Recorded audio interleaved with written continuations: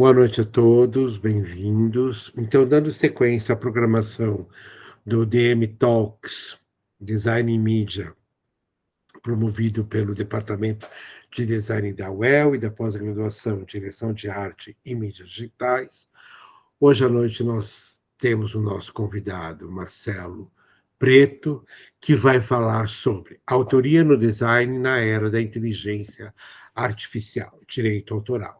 Né? A gente está conversando muito, né, nessas últimas palestras sobre a IA em diferentes aspectos, então a gente está dando sequência a essa discussão, hoje focado no direito autoral.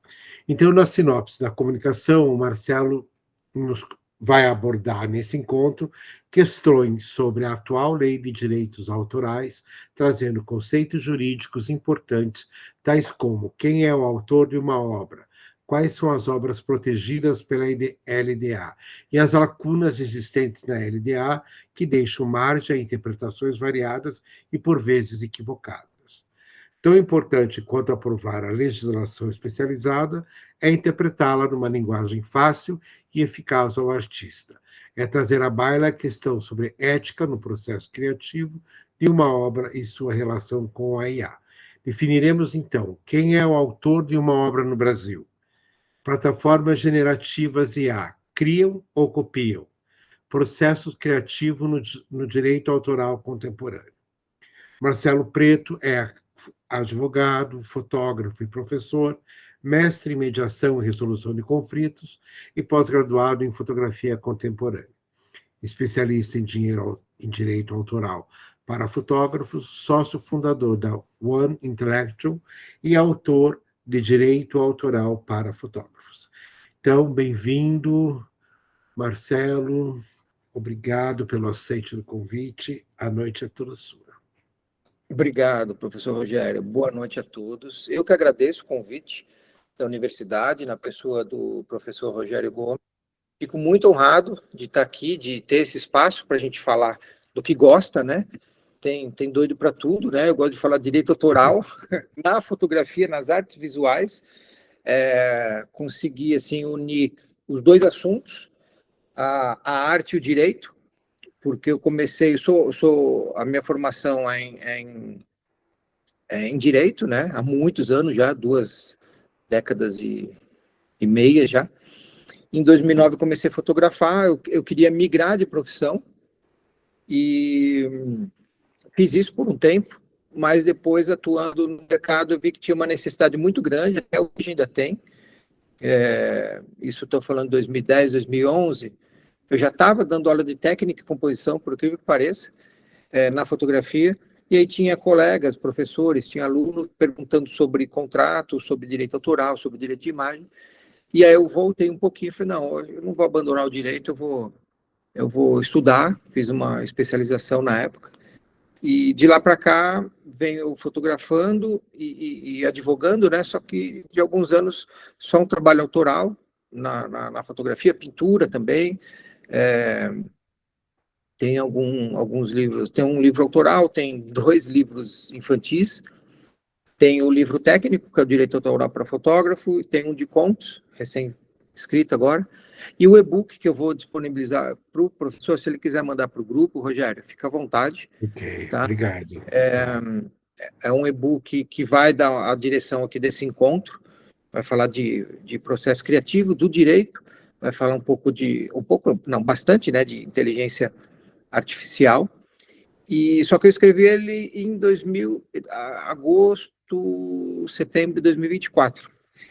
Ele acaba desatualizando, né, um pouco, porque o tema, assim, toda semana tem alguma coisa, e tecnologia é isso, né, e a gente tem que correr atrás, então, para atualizar um material desse aí é difícil, mas deixo para o professor distribuir para vocês, é um e-book, e tem um conteúdo bacana lá.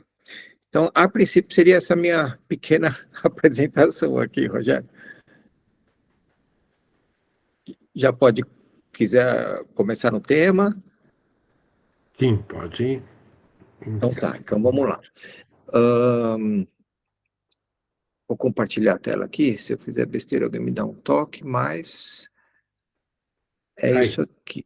Tá, exato, foi. Né? Isso aqui foi o que o Rogério falou. Depois vou deixar os sites aqui, meus e-mails, no final do nosso encontro aqui. Então tá, vamos lá. Aqui vocês estão vendo a tela inteira? Tá o slide todo, né?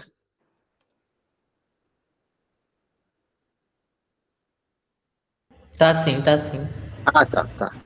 Obrigado. Então vamos lá. Bom, se alguém quiser fazer pergunta, fica à vontade, tá? Eu vou respondendo. Então, qual é a ideia do nosso encontro aqui? O tema é grande, né? É uma frase, assim, parece uma tese acadêmica, mas ele tenta abarcar todo o conteúdo. Então, vai ser direito autoral, o processo criativo. Acho interessante a gente falar também, porque a gente vai definir a autoria em cima do processo criativo e cada um vai remeter ao seu processo, ou aos seus processos, né? Depende de cada trabalho. E aplicado tudo isso nas plataformas generativas. O que acontece, né, para a obra ser criada? Então, tá. A gente vai falar aqui de propriedade intelectual.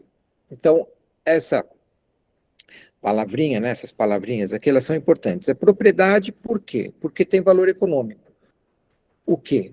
As nossas obras, seja uma fotografia, um livro, um logotipo, uma pintura, enfim, tudo que a gente cria é propriedade porque tem valor econômico, ou pode ter valor econômico, e é intelectual porque deriva do ser humano.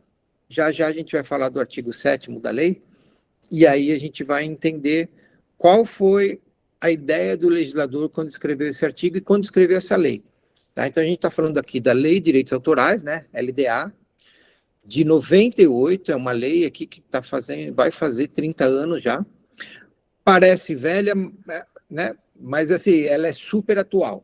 Isso é o que mais importa. Então, o legislador ele foi muito feliz quando promulgou e publicou essa lei, lá em 98 ainda, e até hoje ela tem eficácia. Tá? Eu digo que ela é a nossa melhor amiga, por quê? Porque tem todos os direitos e os deveres que um autor deveria minimamente conhecer. Tá? Então, ela tem como princípio, tem vários princípios, né?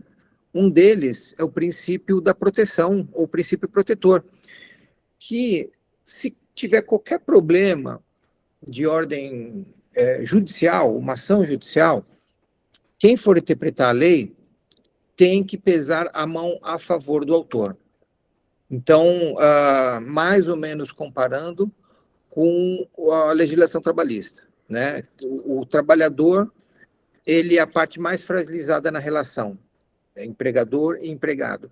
Aqui, o autor, ele já tem esse princípio, ele é uma parte mais fragilizada entre cliente e criador, autor de uma obra, tá? Então, esse princípio aqui, ele é muito importante.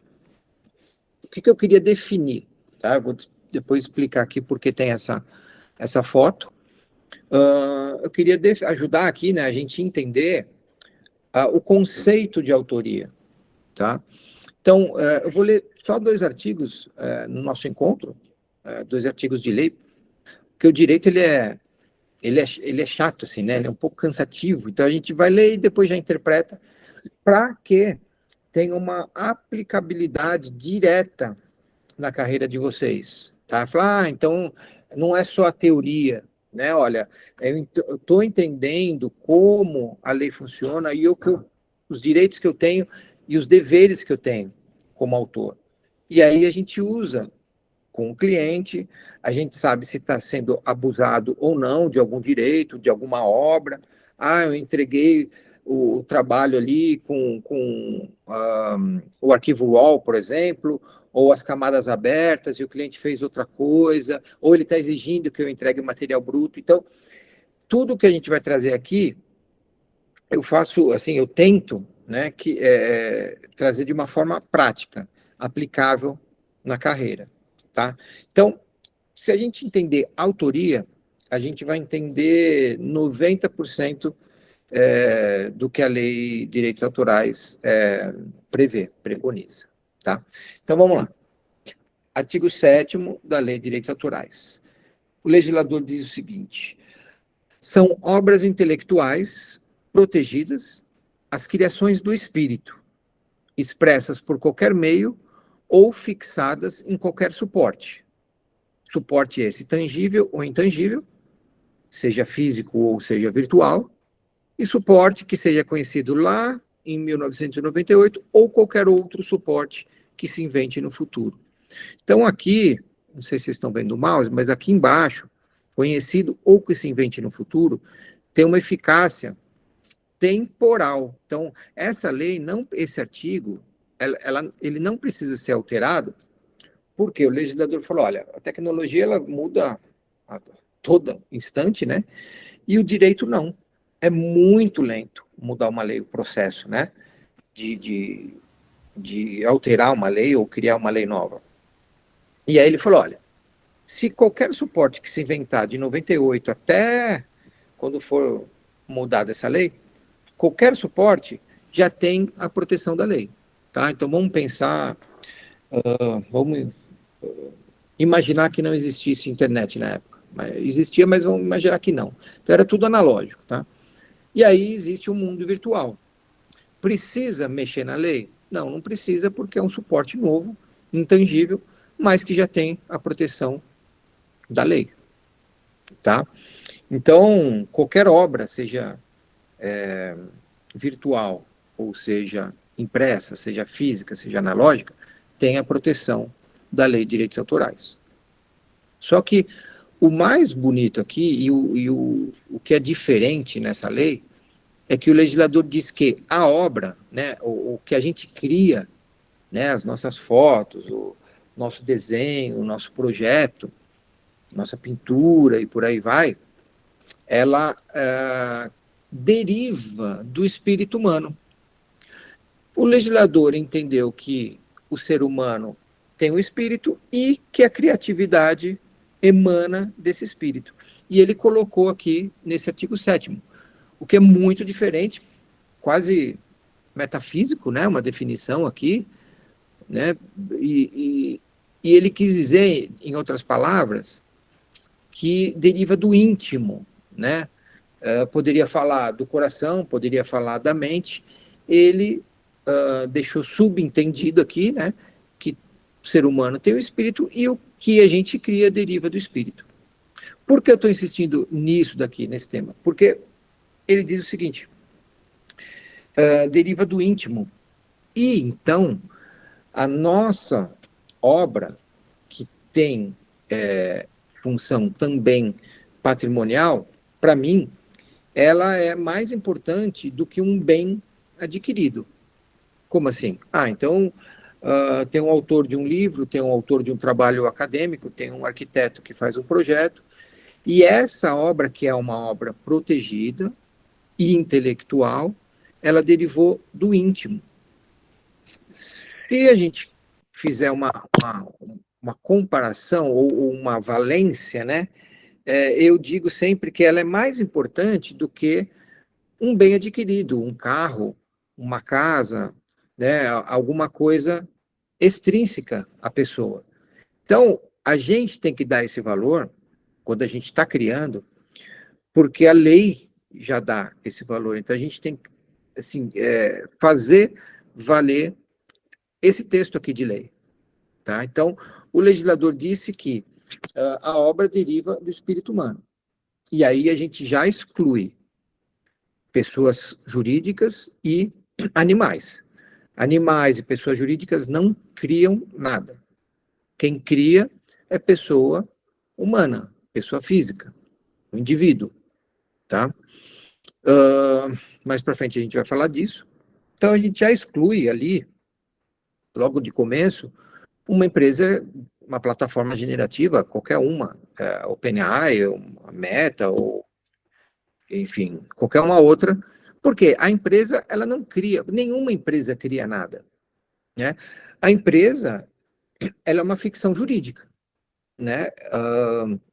Ela é um contrato social, estatuto ali, onde tem sócios que trabalham dentro de um local, tá? Para fazer o quê? Para produzir caneta. Só que se ninguém abrir a fábrica, se ninguém for trabalhar, ela não vai trabalhar sozinha. A empresa, portanto, ela é uma ficção jurídica, tá? É uma combinação, é um acordo entre sócios ali que fala, olha, a gente vai produzir tal produto ou tal serviço. Tá? Então, uma propriedade intelectual, para mim, ela tem mais valor, não preço, tá?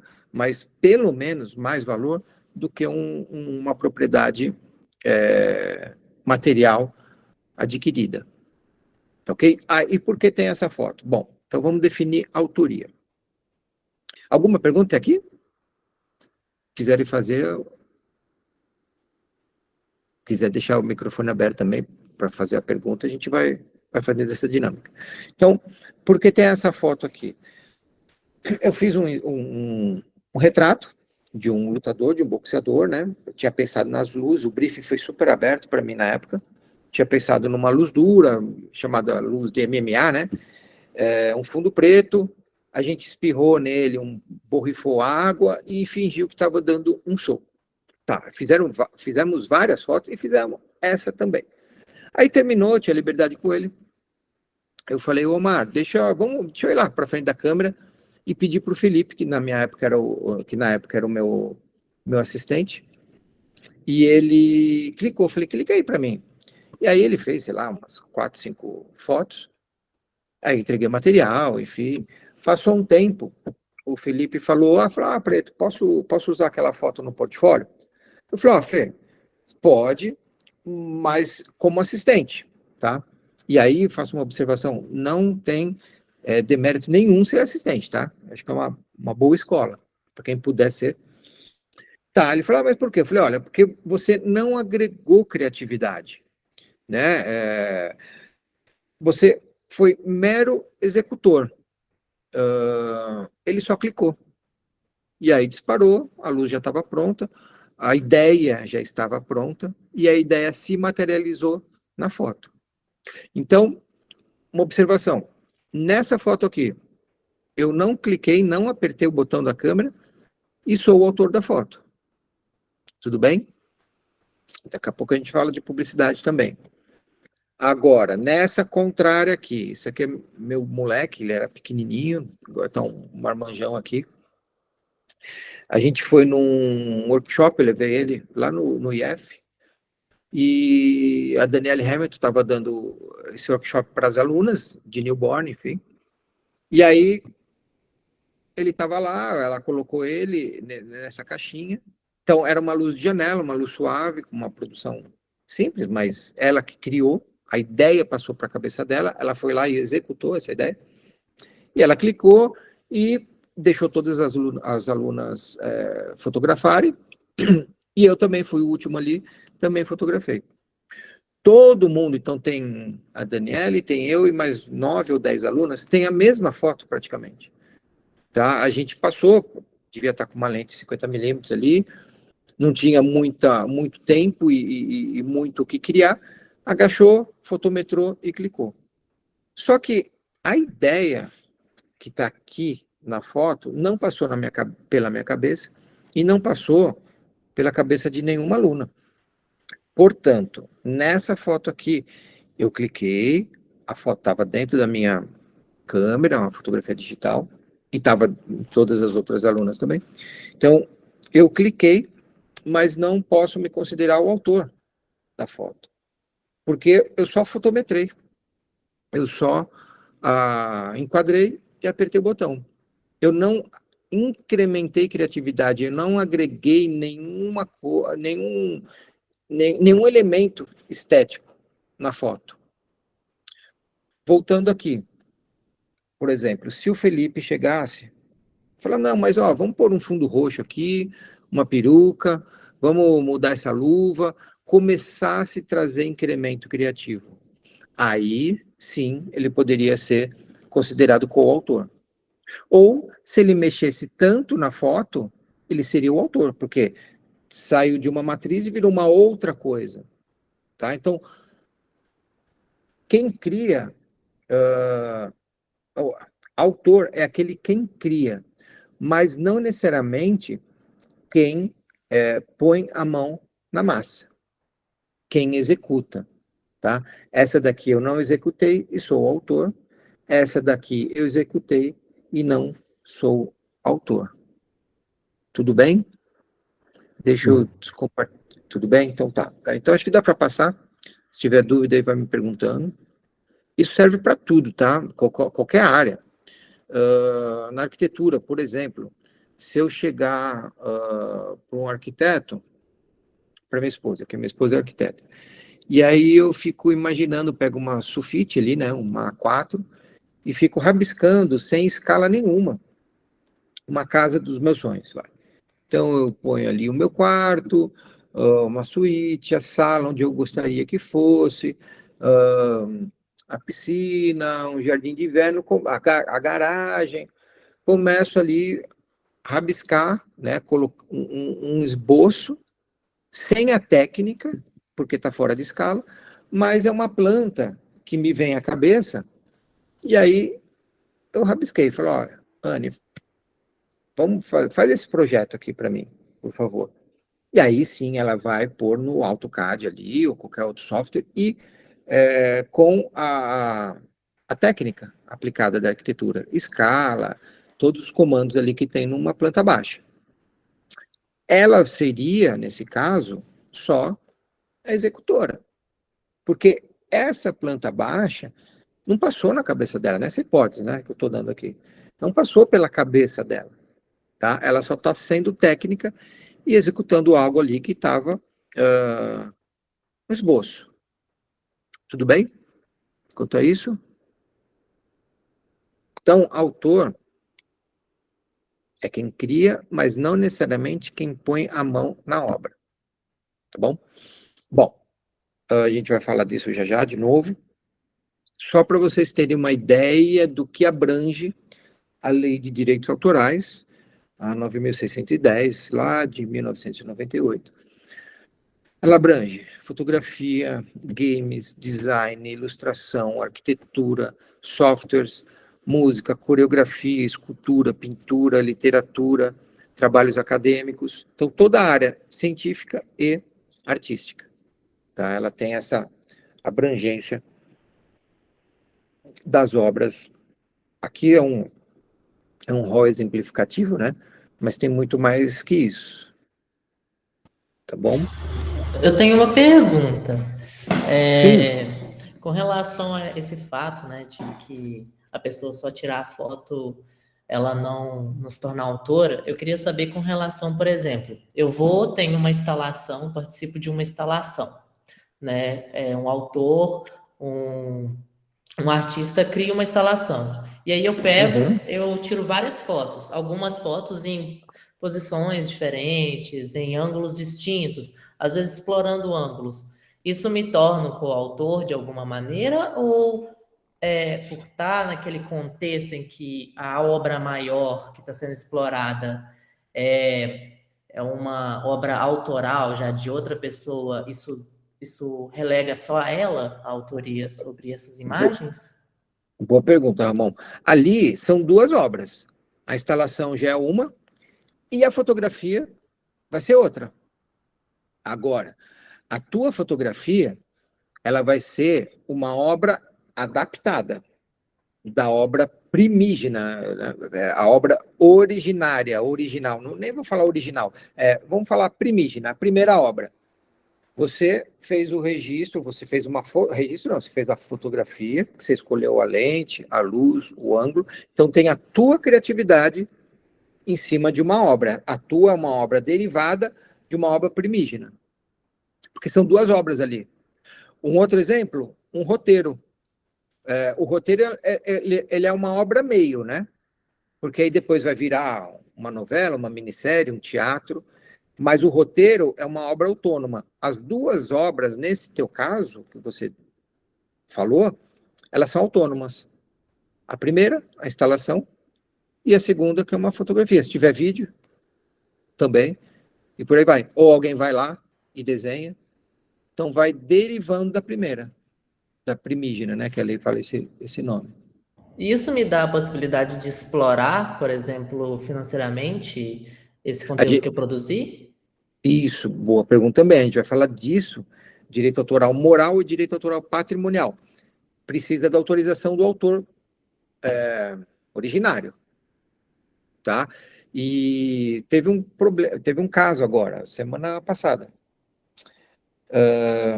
Tem um grafite, foi feito na Bahia, já foi feito um bom tempo. Então tinha um grafite ali debaixo da ponte, o grafiteiro é bem conhecido, e meu cliente é um fotógrafo de rua, né? Inclusive acabou de publicar um livro agora. E ele levou um modelo, e esse modelo posou em frente ao grafite, fazendo uma intervenção na primeira obra, e ele estava querendo vender a foto. Ótimo.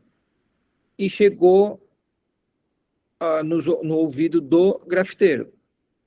E aí eles estavam tentando negociar 50% da obra, porque a primeira obra, que estava no fundo, ela era muito forte esteticamente, tinha um contexto até social e artístico, e ele compôs uma pessoa ali em frente, né, posando ali. Então, as duas tinham uma força estética e artística.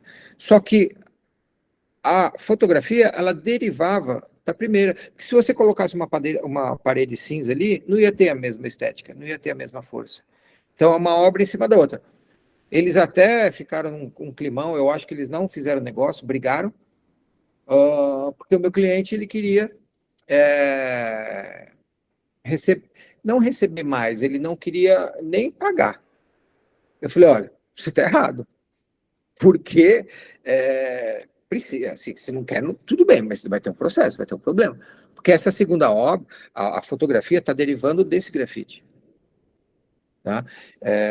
E aí iria o nome dos dois, citando o nome das obras, e aí poderia disponibilizar no mercado de arte ali, enfim, para adquirir mais, tem que pedir autorização do artista primígeno, né? Ou o primeiro, vai. Tudo bem? Ótimo, obrigado pela resposta, muito Maravilha. boa. Obrigado. Marcelo, a aluna Ana Oi? Beatriz, ela pergunta também se isso vale para os projetos arquitetônicos também. Em que sentido? De alguém alterar o projeto? Quer complementar, Ana? A Ana é Posso. arquiteta, né? Então, fique à vontade, Ana. Não, eu pergunto, por exemplo, alguém fotografou na frente do meu escritório e usou essas fotos para divulgar alguma coisa.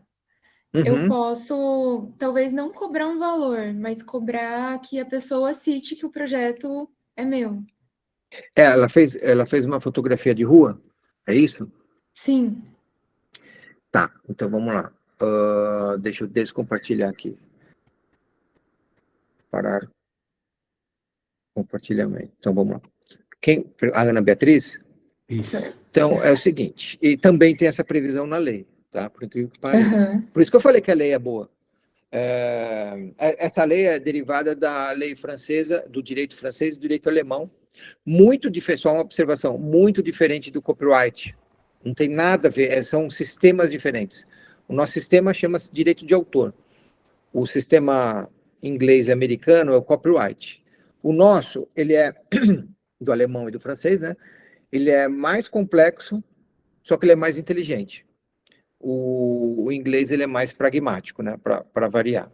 Bom, então o que diz o artigo 48 da Lei de Direitos Autorais? Diz o seguinte: as obras situadas permanentemente em logradouro público podem ser livremente representadas por fotografias, desenhos, procedimentos audiovisuais. Tá? Então, esse artigo de lei tem duas palavrinhas ali. Então, ó, as obras situadas permanentemente em logradouro público. Permanentemente. Uma fachada de um prédio, de um edifício, seja uma casa, seja um prédio, tem caráter permanente, tá? E logradouro, o que é isso? Logradouro são praças, ruas e praia. Isso é logradouro, tá?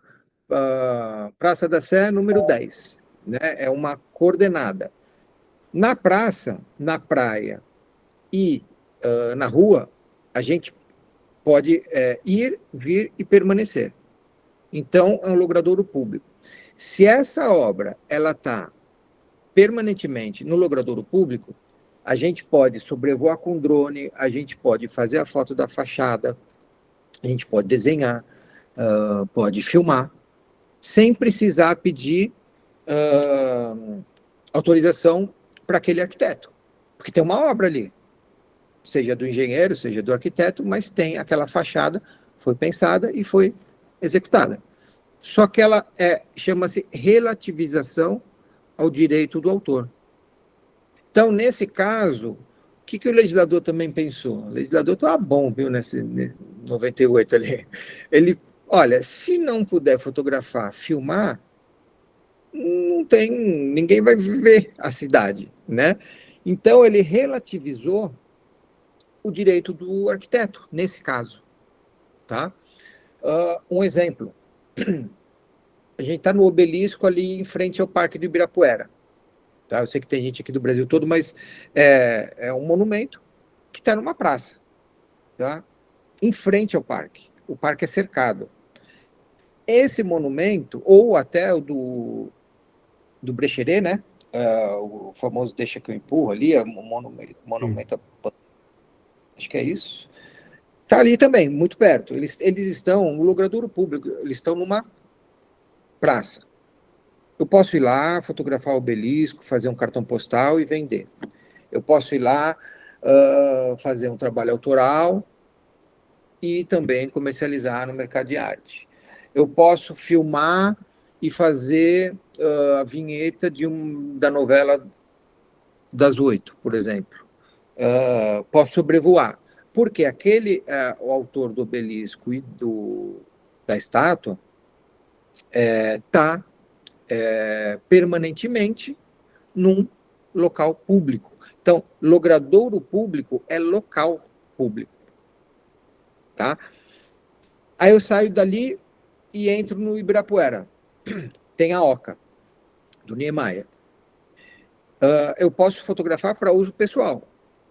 Eu não posso fotografar a Oca e vender um cartão postal. Por quê? Porque ela não está no logradouro público, ela está num parque. E o parque, ele é um patrimônio público. Agora ele está sendo privatizado. Mas vamos pensar num parque público mesmo, tá?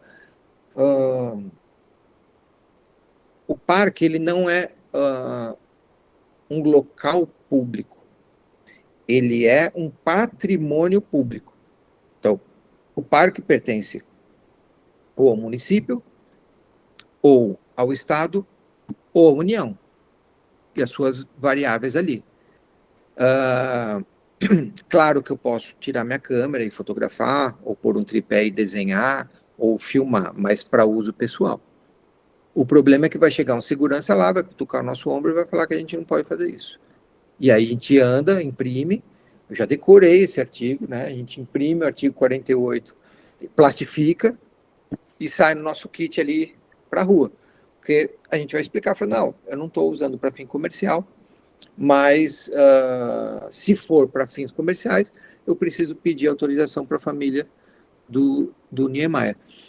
Esse assunto ele é bem, não vou dizer tão complexo assim, mas ele é comum e ele é corriqueiro, só que pouca gente sabe desses direitos que a gente tem.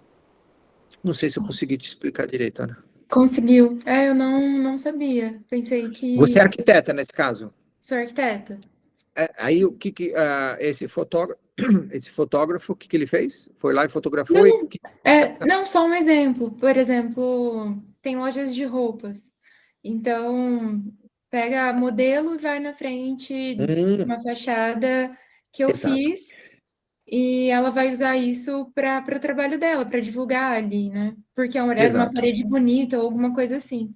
Se ela Sim. teria que citar o local. Se tiver um grafite, se tiver uma obra atrás, é bom. É bom, né? De cumprir a lei ali. Agora, se for só uma fachada, não precisa bater lá e perguntar quem é o arquiteto. Esse exemplo aí, por exemplo, se você tirar uma câmera ali na Oscar Freire, em São Paulo, na Berrine, o que mais? Vai vir um segurança particular, não é nem um policial, vai vir um segurança particular querendo saber o que você está fazendo. E aí a gente dá carteirada, a gente pega o artigo 48 e fala, você não sabe o que você está falando aqui, a gente estudou a lei. Mas assim, é uma ignorância, né? Isso não tem como a gente evitar, mas é interessante de saber. Porque se a gente está com um cliente, a gente não perde o dia, né? Não fica com sorriso amarelo e sem saber o que vai fazer ou não. Aqui falando mais especificamente, assim, para quem é da fotografia e faz ensaios externos, ou até mesmo ir dentro do parque, né? E ser abordado ali e ter que ir embora. Essa do parque eu não sabia também. Obrigada. Tem um monte de nuance na lei. Eu estava falando com o professor, né? A lei, ela não é nova, assim, mas é pouco divulgada. Então, tem tanta coisa ali que faz parte do nosso dia a dia e é uma pena, porque o direito autoral ele fica raro no Brasil, sabe? Uma coisa, nossa, o direito, que é isso? E é tão corriqueiro e tá tão tá tão na moda. Não tem um direito mais atual do que o direito autoral hoje em dia, né? Tá, pode seguir? Obrigada. Bora lá, imagina. Bom, então vamos dar uma corridinha aqui. A ideia, tá? Eu falei de obra protegida, mas tem a ideia, também falei essa frase já, essa palavra já. Então, a ideia, por si só, ela não é objeto de proteção da Lei de Direitos Autorais. Quando essa ideia ela tem a proteção? Quando ela é materializada, quando ela nasce, quando ela vem ao mundo, tá? Então, mesmo que esteja aberto o arquivo no Illustrator, as camadas ali no Photoshop, um arquivo bruto, editável no AutoCAD, um arquivo RAW da câmera, ainda está no Lightroom ali para tratar, e por aí vai. Ela já se materializou, a ideia. Então, não dá para a gente proteger uma ideia, né? Porque ela é abstrata. Então, quando a gente tem uma boa ideia, a gente ou executa, ou a gente cria, faz nascer essa obra, uma pintura, um logotipo, enfim, um roteiro e por aí vai. Ou a gente não fala nada para ninguém, né, não abre o bico, porque se essa pessoa, você contou uma ideia para alguém, essa pessoa vai lá e executa amanhã, ela vai ser autora dessa obra. Tá? Vai ficar um climão, vai perder a amizade, mas não dá para processá-la, porque não é protegida a ideia. A obra, sim, e já dá um trabalho danado de provar que não foi roubo, plágio, furto intelectual e por aí vai. Tá? Então, imagine a ideia, ia ter uma insegurança jurídica gigantesca. Então, o legislador ele protege a obra existente. Tá? Então, a fotografia, que ela já é protegida, ela já existiu. Tá? Uma planta baixa, uma música, uma poesia, por aí vai. Tudo bem? Então, aqui eu estou só repetindo, tá? E falando que animais e pessoa jurídica não são autores. Tá? O próprio artigo 11 da lei diz isso. Portanto, só pessoa física, ser humano, tá? E a lei de direitos autorais, ela não exige uma novidade absoluta, né? Porque não dá a gente ser totalmente original hoje. A gente estuda a referência, a gente bebe de várias fontes, e aí a gente está fazendo o nosso trabalho autoral, né? Com o nosso conceito, com a nossa linguagem, aí sim. Mas a gente viu muita coisa, estudou muita coisa, até chegar naquele resultado. Tá? Então, falando da autoria aqui, ainda é legal citar. Ó, o Andy Warhol, lá em 1950, plena arte moderna ali, né? Ele inovou, só que eu vou voltar um pouquinho. O Duchamp, ele inovou mais ainda. Na verdade, ele criou para mim, ele foi revolucionário, Não só ele, né, mas aquele movimento ali da virada do século, 1913, 17, 20 ali, até o início da Primeira Guerra, aconteceram muitos movimentos culturais, artísticos, e o Duchamp, ele simplesmente revolucionou para mim. Ele quebrou um paradigma ali de 500 anos, que ele chamava de arte retiniana, né? A arte que você precisa ir para um ateliê, estudar pintura, precisa da destreza, né? É a arte que agrada aos olhos. Ele realmente foi super inovador, tem várias obras dele nesse sentido, e o Urinol, acho que é de 1917, que ele assina ali, ele simplesmente compra um urinol branco, os ready-mades, né? Ele inverte e coloca num pedestal e manda para um salão de artes ali. E aí foi negada essa obra, né? E aí ele revoluciona com um pensamento, né? Dizendo que, olha, a arte ela não é mais retiniana e a arte agora ela pode ser por designação. Se o artista designar que aquele objeto é artístico, ele pode ter um valor artístico. É claro que ele vai precisar de um reconhecimento do meio, né? Tanto é que não foi reconhecido quando ele fez esse teste ali, né? Mas depois foi. Enfim, então ele quebrou um paradigma. Ele é o autor daquele urinol? Depois foi quebrado, depois reproduziram, enfim. Sim. Mas já existia. Mas ele mudou a concepção do objeto. Então, a arte contemporânea ali de 1900 até, sei lá, até hoje, é para dizer, a gente está 120 anos ali, né? Pelo menos 100 anos fazendo uma arte conceitual, né? E não aquela que vinha dos outros movimentos artísticos. Eu bato palma pro Duchamp, né? Porque realmente ele quebrou um pensamento, né? Uma forma de pensar a arte. Também depois, lá em 40 e pouco, 50, o Andy Warhol fez isso com o The Factory, né? Que era o ateliê dele. Ele produzia silks, né? Ele fazia silks, ele fazia uma obra original, a primeira, a matriz, e depois reproduzia. Ele pedia para os assistentes dele, ia silcando, ia reproduzindo a lata de sopa, a caixa brilho box e por aí vai. Aqueles retratos da Mary Moore, do Mao Tse Tung, enfim. Só que ele fazia uma e todo mundo punha a mão na massa.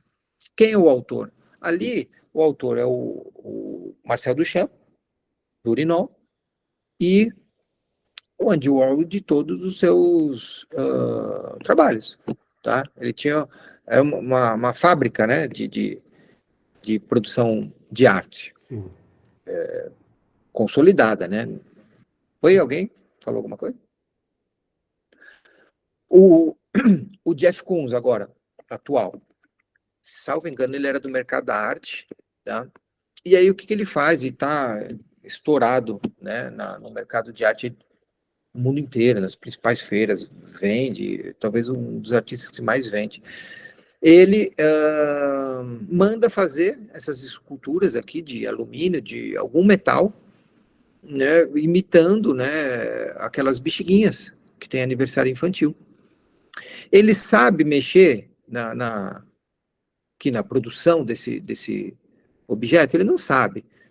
Ele controla o processo criativo, ele sabe qual é o resultado, mas ele não põe a mão na massa. E ele é o autor dessas obras. Tá? Então, nem sempre quem cria, nem sempre quem é o autor é quem executa. Tá? Isso aqui é interessante a gente deixar claro na cabeça. Aqui, contando a história do que eu falei, isso tudo está no e-book, tá? Tá com o professor Rogério, ele manda para vocês aí. Tudo bem? Então, tá. Na publicidade. Alguma pergunta, gente? Por que eu estou falando desses 2 ou 3 exemplos? Porque a gente vai chegar nas plataformas generativas, tá? Mas vamos passar um pouquinho pela publicidade Marcelo, antes. só com licença, antes de você avançar, Tem uma Uhum. pergunta aqui que a Maria Helena fez, se no caso de ruas de condomínio fechado, também muda essa questão, como você deu o exemplo do obelisco e da construção da Oca lá no Bom, Ibirapuera. Acho que é essa a relação que ela exato. está fazendo. Exatamente isso, porque ali já não é um logradouro público, né? Não é um local público, é um local privado. Os condôminos são donos ali das unidades e da cota parte lá do condomínio, então é privado. É privado. Legal. Uma Deixa eu rua interna. aproveitar também ver se uma outra aluna, Raquel, tinha levantado a mão. Você gostaria de fazer a pergunta, Raquel? Desculpa, não era bem uma pergunta. É que eu sou de artes visuais, no caso, me interesso bastante por essa área também. E pessoalmente do Champ, que Uhum. hoje em dia existem alguns estudos que contemplam que ele tinha uma amiga que morava em Nova York, né, que era a baronesa, ela se chamava assim pelo menos, né, a Elsa von Freytag, que ela tinha esse hábito da assemblage, sabe? Que foi para esse lado dos ready-mades também. E Uhum. muito se diz nos estudos que ela assinava como R. Mutt e foi também uma colaboradora nesse processo de enviar esse urinol essas versões, na verdade, do urinol. Desculpa, né? Olha os detalhes que a gente sabe quando a gente gosta de Eu arte. adoro, você Mas que aquele urinol ele não era fabricado naquela região, né? Ali onde o Duchamp quis expor e tudo mais. E foi. Aham. Desculpe me Eu, estender sobre alguma coisa. e ele assinou com R. Mutt, né? R. MUTT, Mutt, sim. que seria um codinome. Isso é interessante falar. O codinome dá o mesmo direito do nome, tá? Se eu quiser assinar MP, Preto, P, enfim, a minha assinatura. Bansk, por exemplo, qualquer outro codinome. E ele fez um trocadilho, inclusive, porque parece que em francês tem uma sonoridade jocosa e também com a fábrica que fazia esse urinol aí. Quando a Isso eu não gente gosta, a sabia, gente se aprofunda, né, mas, Raquel? mas é Então, verdade. Ele fazia muitas dessas piadas mesmo com a linguagem, né? a Mona Lisa de bigode, né? Totalmente, totalmente. A Mona Lisa de bigode hoje seria um plágio, porque ele pegou 99% de uma obra e só fez o bigode ali, né? E foi reconhecido como arte. Enfim, e por aí vai. É super inovador, assim, em termos de conceito. Eu pago pau para ele, tá, gente? Vocês perceberam. Bom, vamos lá. Na publicidade, como é que funciona a criatividade? Bom, normalmente tem uma equipe produzindo uma peça publicitária. Se for em vídeo ainda, muito mais gente, tá? Normalmente chega um briefing bem engessado, por quê? O cliente já teve alguma ideia, e aí foi foi para dupla criativa, por exemplo, aí chamou o diretor de arte, diretor de criação, aí chamou a equipe, começou um processo criativo coletivo, né? Pode ser dessa forma, né? Normalmente acontece assim, estou falando em grandes, uma agência média para grande, né? Bom, e aí todo mundo agrega alguma ideia e chega o briefing final, às vezes até um croquis já muito bem feito, muito pronto, né? E vai executar. Quando chega para o designer, ou quando chega para o fotógrafo, por exemplo, pouca criatividade ou pouco direito ele tem ali de criar. E já veio pronta. Então o fotógrafo, olha, ele vai iluminar bem, ele vai dirigir bem ali e vai depois, ou ele faz o tratamento, ou ele manda alguém. Então, quem está executando vai receber os créditos à medida da sua atribuição, tá? Fotógrafo fulano, designer cicrano, assistente de produção, diretor de locação, diretor de arte. Então, numa peça publicitária, se for o nome do desenhista ou do fotógrafo, vai ter que vir o nome de todo mundo.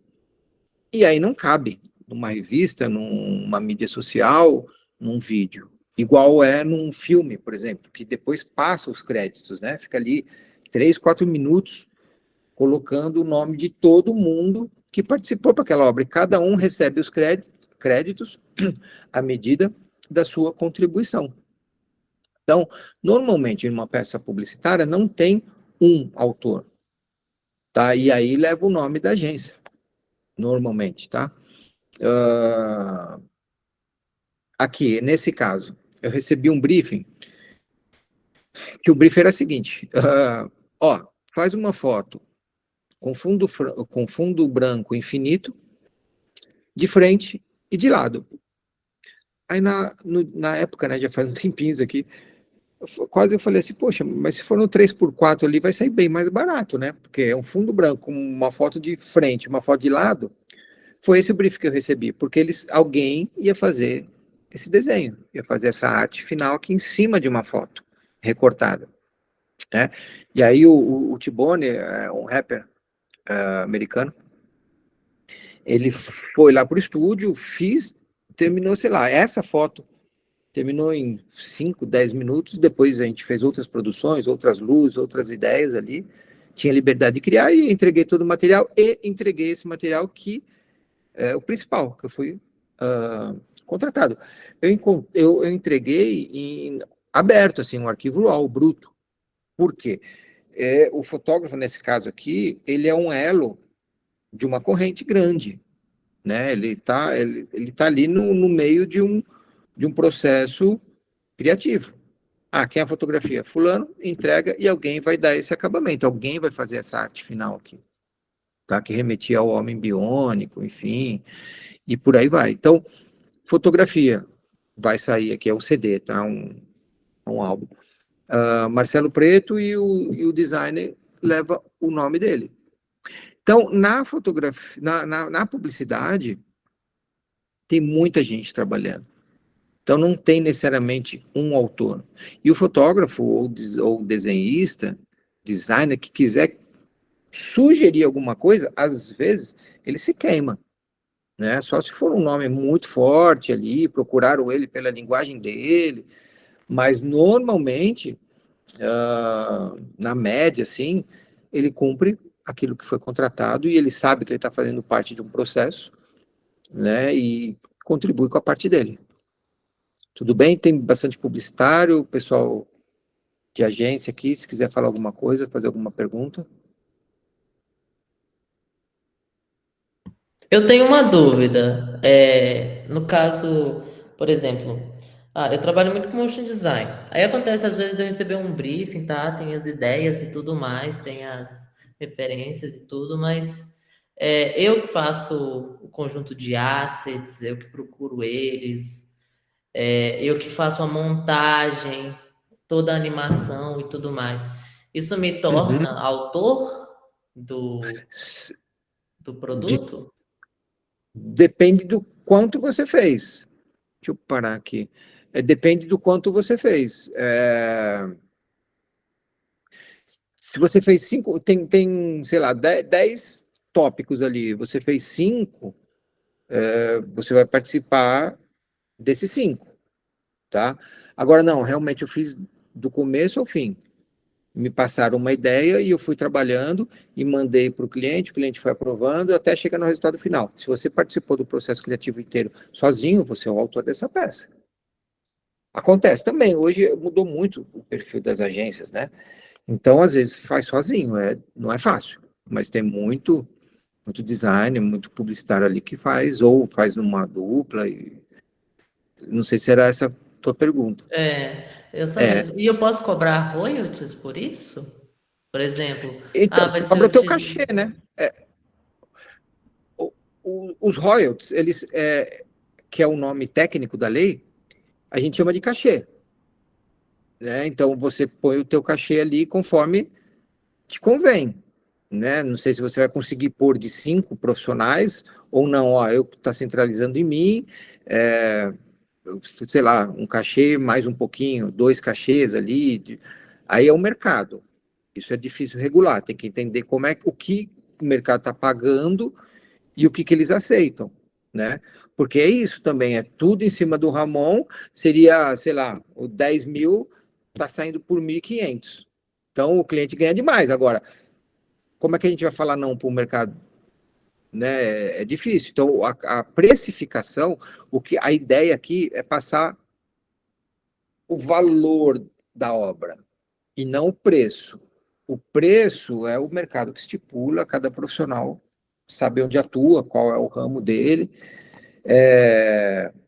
Eu sempre falo que tem um pouquinho da taxa do desaforo, né?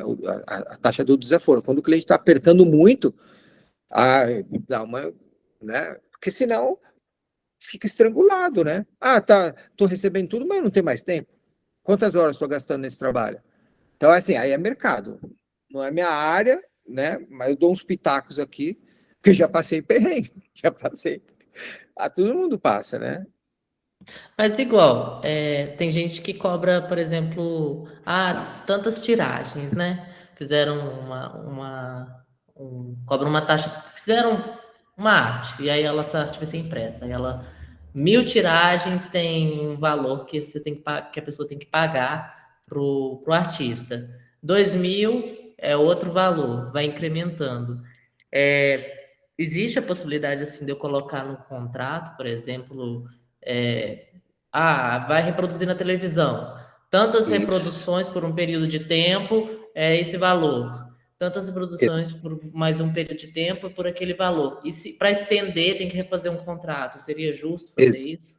Sim, na verdade é super correto. Ó, eu vou entrar nesse slide aqui, Ramon, é exatamente o que eu queria mostrar para vocês.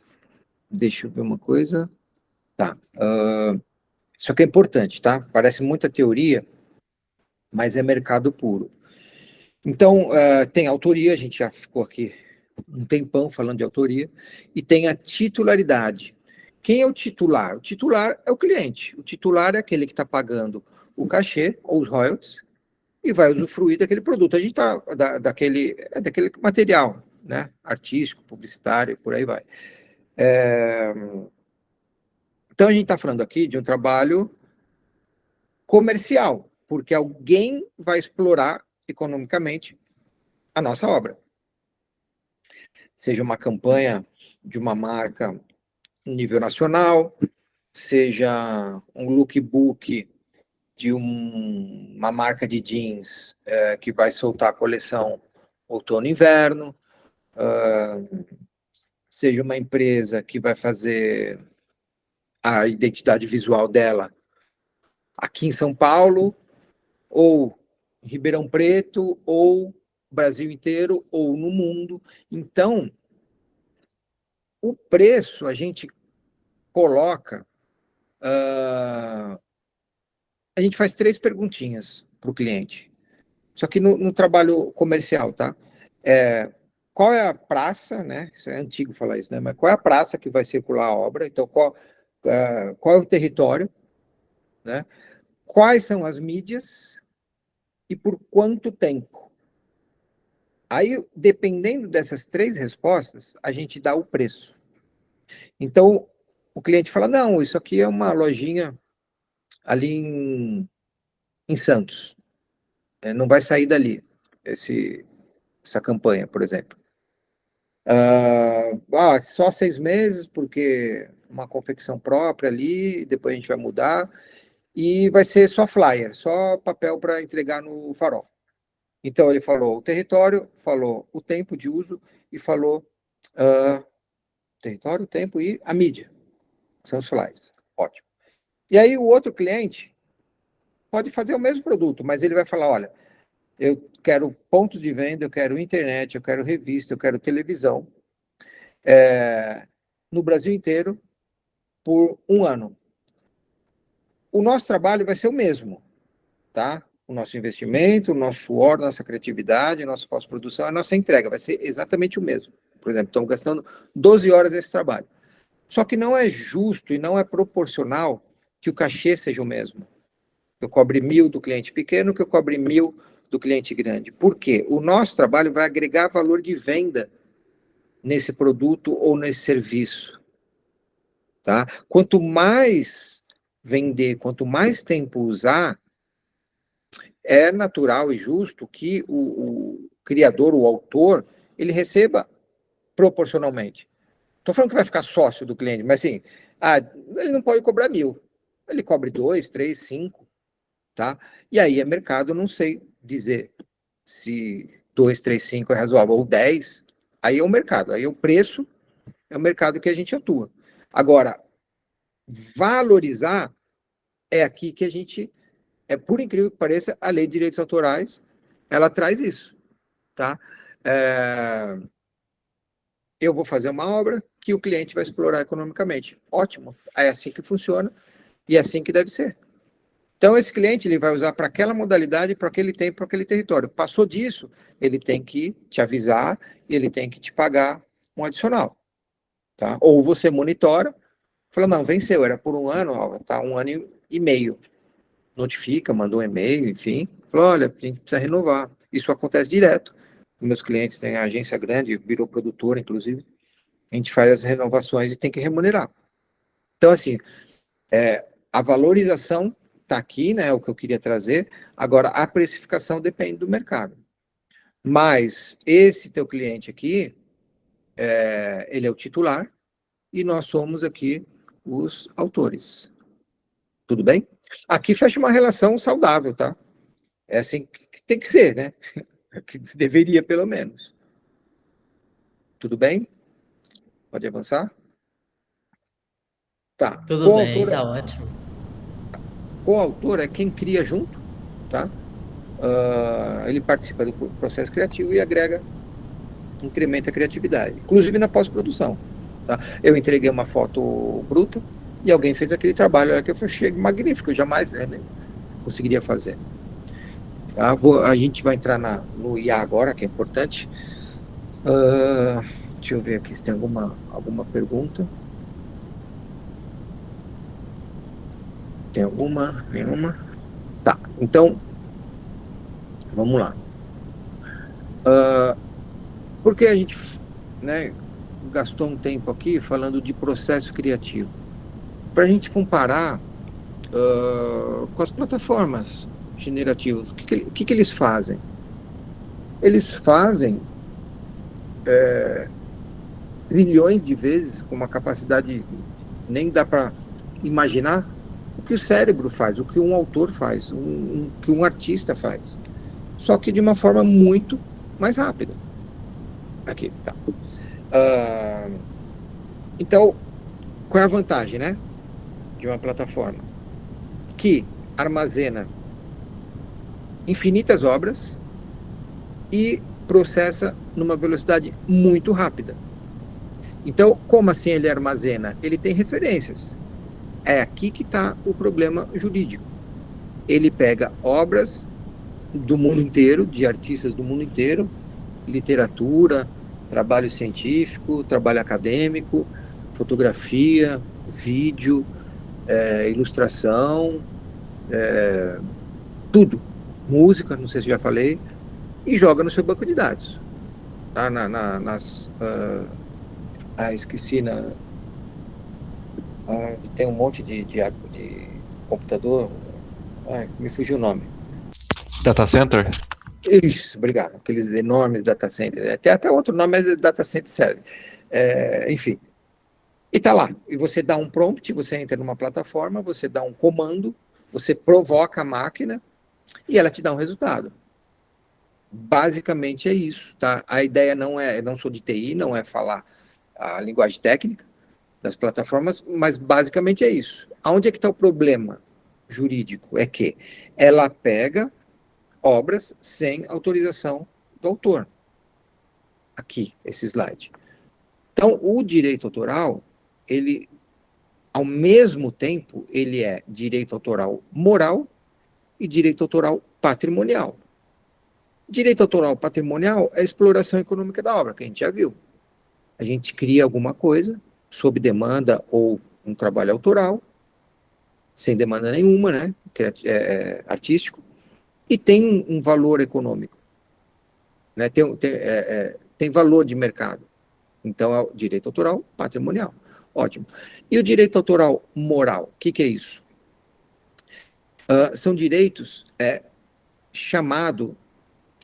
É tão importante isso que a lei chama direito de paternidade. Então, o nosso trabalho autoral, o nosso trabalho criativo que a gente faz, tamanha importância, a gente já viu isso, que tem um vínculo de paternidade. Então, a gente é pai das nossas obras. Tá? Por quê? Porque nunca vai perder esse vínculo. Uma vez pai, sempre pai. Então, é eterno. Tá? Um livro de 1900, sei lá, me fugiu o nome, meu Deus, Cervantes, 1600, tá? Meu Deus, qual o nome do... Miguel de Cervantes, me fugiu o nome, eu adoro ele, o Cavaleiro Insólito lá, Don Quixote. Sempre vai ser o pai da obra, né? Cervantes vai ser o pai dos dois livros Don Quixote. Mas já entrou em domínio público? Sim, porque ele já faleceu faz mais de 75 anos, né? Muito mais. Então, o direito patrimonial, ele prescreve. O direito moral, não. Então, toda vez que tiver Don Quixote de La Mancha, vai vir junto o nome do autor. Tá? Essa obra, ela não pode ser alterada, ao menos que cite, que é uma obra derivada, e vem o nome do autor, ninguém pode alterar e ninguém pode circular essa obra sem a prévia autorização. Isso diz respeito ao direito autoral moral, tá? Que a gente chama de crédito. Eu vi minha foto, eu vi meu desenho, eu vi um trabalho meu sem meu nome. A gente chama de créditos, né? Não deu os créditos ali. Ele não pôs o nome do autor junto à obra. Então, isso aqui é importante, porque se a plataforma generativa está pegando todo o trabalho de Miguel de Cervantes, Euclides da Cunha, toda a literatura mundial, né, já jogou lá, e deve ter jogado já. E aí você dá um prompt ali, eu gostaria de escrever um conto barroco, por exemplo. Ele já tem uma referência e ele te entrega algum resultado. Tá?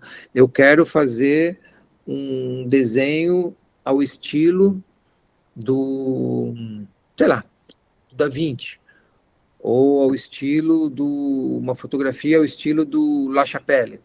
Então, tudo isso já está dentro do banco de dados das plataformas. Só que nenhum autor autorizou expressamente. Eles simplesmente pegaram. E aí essas plataformas, essas empresas, elas dizem que está treinando a máquina. Como assim está treinando? Você tem que pedir autorização para aquele autor, para estar no teu banco de dados.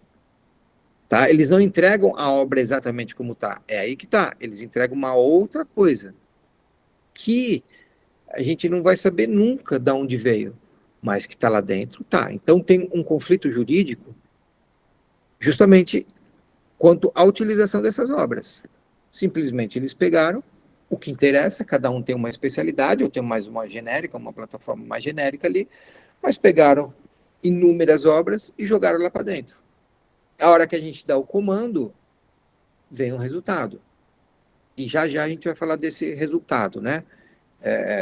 Para trazer um dilema, uma problemática aqui, para a gente ir pensar, né? Pensando nos próximos dias aí.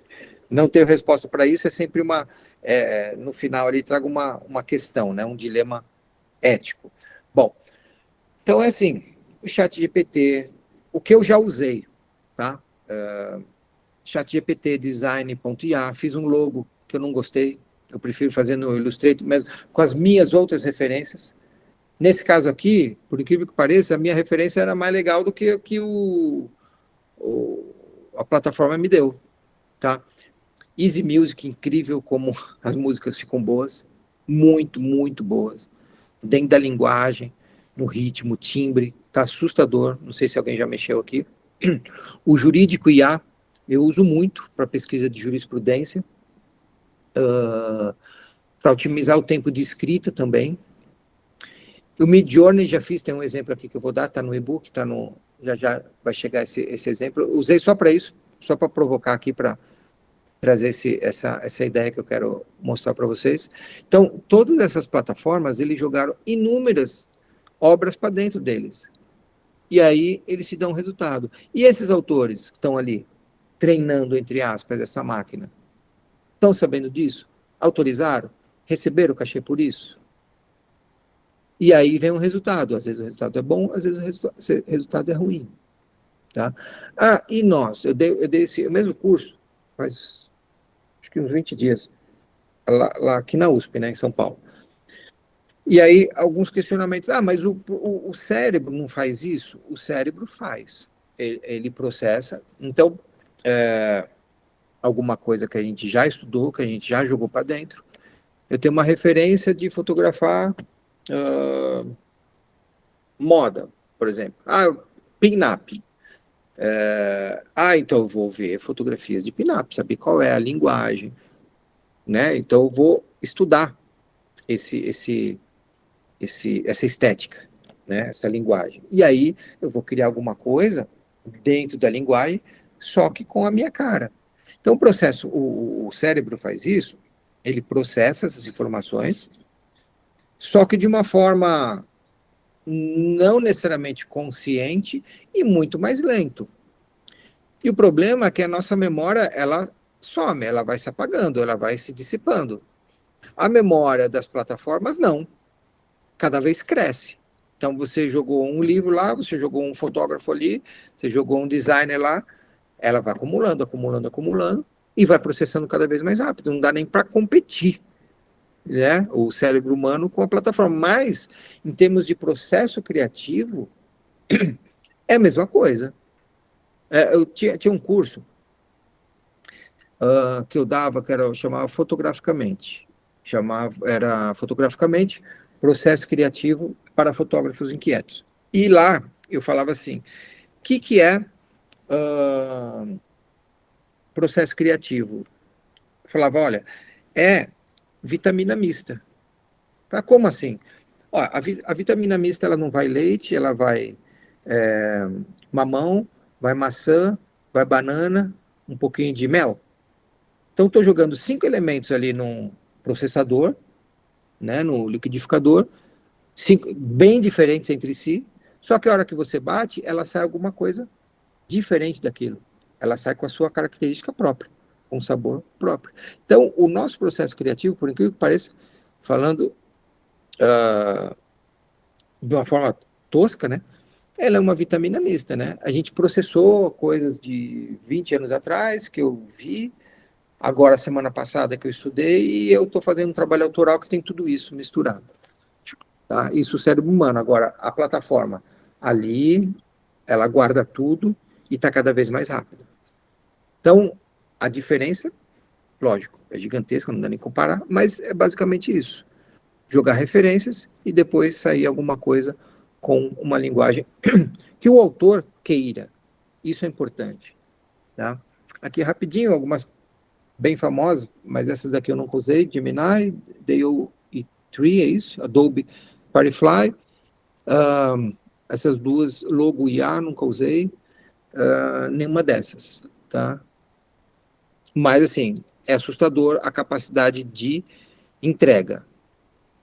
Então, aqui estou só resumindo o que eu falei, isso aqui está no e-book, tá? O material que vai para vocês. Essa é a questão importante, a questão jurídica, tá? Esses autores, eles estão sabendo que estão sendo usados ali? Eles foram pagos por isso? Ou, no mínimo, eles deram autorização? Porque o direito autoral moral, que está nesse slide aqui, ó, ele é a prévia autorização do autor. Se eu não autorizei, ninguém pode usar. A não manipulação da obra. Então, toda vez que for publicada, ela tem que estar em consonância original. E, toda vez que for publicada a obra, tem que levar o nome do autor, que a gente chama de crédito. Será que eles sabem? que estão sendo usados para treinar a máquina. Então, uma questão jurídica é essa. Tanto é que, principalmente na Europa e Estados Unidos, os governos estão segurando a capacidade dessas empresas, né? Porque não está ainda regulamentado por lei.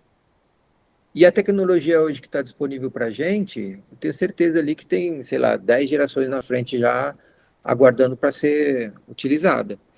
Né? Já deve estar até ultrapassada, mas os governos estão segurando para não perder o controle. Então, inclusive, as novas plataformas, elas aprendem com elas mesmas. Então, ela aprendia com o material que estava ali no seu banco de dados, agora ela está aprendendo sozinha. Então, isso fica um pouco assustador, é um pouco distópico, né? Um futuro aí que já chegou para a gente. Alguma pergunta até agora? Não. Rogério, tem quantos minutos? Mais 5? Mais 5 minutos. Tá bom. Então vai Fique à dar certinho. vontade para... Tá. Então, a questão é, que é engenharia de prompt, isso aqui tá escrito ali, até um pouco mais técnico do que eu estou falando agora, tá? Mas é uma provocação que a gente faz para a máquina e ela dá uma resposta. Tá? Eu fiz uma pesquisa um tempo atrás, sei lá, acho que uns 2, 3 anos, sobre direito autoral. E o ChatGPT não sabia muito não, viu? Na época eu falei, tô sabendo mais que ele. Hoje, se eu fizer a mesma pergunta, ele vai dar uma aula ali, porque 3 anos ali recebendo informações e aprendendo com ele mesmo, aí eu viro aluno, assim, mas aí é que tá. A gente tem que ter critério e referência. Se eu dou um prompt e eu não sei nada sobre o assunto, o que vier para mim tá valendo. Agora, se eu quero falar sobre direito autoral, moral, no design no Brasil, aí eu já sei o que eu quero. E o ChatGPT pode dar uma resposta. E em cima dessa resposta, eu vou ter a minha bagagem para dizer se aquilo está bom, que está pouco, está muito, que está errado, que está certo. Então, a gente tem que ter referências e critérios. Aí sim, as plataformas viram uma ferramenta para a gente. E aí, não tenho dúvida que é quase impossível não usá-las hoje, para uso pessoal e para uso profissional. Fiz uma pesquisa por curiosidade, hoje, 94% dos designers já usaram ou usam a inteligência artificial, tá? Então, assim, é inevitável, tá? Bom, criatividade é uma competência de valor e aplicabilidade universais descrita como a capacidade do indivíduo imaginar, criar, produzir ou inventar conceitos e coisas inéditas. Criar, produzir, inventar conceitos e coisas inéditas, eu até posso dizer que as plataformas fazem, mas imaginar ainda não, tá? Espero que nunca. Eu não sou contra, tá, gente? Eu sou a favor quando ela... Aqui eu já falei, tá? Estou passando. Aí parar aqui para a gente concluir. Eu sou a favor quando elas são ferramentas para otimizar o tempo, tá? Por exemplo, será que eu sou o autor mesmo? Tá? Eu fiz isso para colocar no e-book, de propósito. Na época, 2024, isso, eu entrei no Midjourney e joguei um prompt. Eu queria um retrato, uma ilustração, tá? E quando eu entrei lá, ele me dava as opções ali. Qual estilo você quer? Por exemplo, eu não vou lembrar de cabeça, mas um estilo barroco, um estilo modernista, tinha um estilo urbano contemporâneo, de grafite. Falei, eu quero esse estilo. Então, ele já tinha um preset ali. E aí eu dei esse prompt, esses inputs aqui, né? Mulher, loira, por volta dos 40 anos, sorrindo. E aqui o grafite urbano. Veio esse resultado. Eu queria que fosse algo parecido com a minha esposa. No outro, menino de 11 anos, moreno, cabelo moicano, sorrindo, jogando bola. Grafite urbano. Veio esse resultado. Sem dedo aqui, tá? E o outro homem, 50 anos, careca, de barba, tocando bateria, grafite urbano. Veio esses 3 resultados aqui. Eu não sei desenhar isso. E nunca vou saber. E vieram essas 3 ilustrações, e eu fiquei surpreso na época. Eu falei, caramba, que legal, né? Então, se eu fiquei surpreso, eu não tinha o controle do resultado. Então, eu não tinha uma ideia pré-concebida. Logo, eu não posso me declarar autor desse trabalho aqui, falando, não, agora eu sou esse cara que faz essas gravuras aqui, estou vendendo isso aqui eu crio. Como eu criei se eu fiquei surpreso? Como eu criei se eu só fiz 4, 5 inputs genéricos e veio alguma coisa que nunca me passou pela cabeça? E eu parei por aqui, porque eu falei, não, é aqui, ó, isso aqui não está no meu controle, tá? É criativo. Eu poderia até afunilar e começar a dar mais prompts e provocar para ela começar a máquina me dar mais outros resultados. Mas eu falei, não, eu vou parar por aqui e vou usar isso aqui como um laboratório. Qual é a questão ética? Será que eu posso falar aí para todo mundo? Eu ia enganar todo mundo, tá? Falar, olha, agora eu estou desenhando, isso aqui eu que fiz, eu sou artista e esse é meu trabalho autoral. Poderia até vender, enganar todo mundo, mas será que eu sou autor?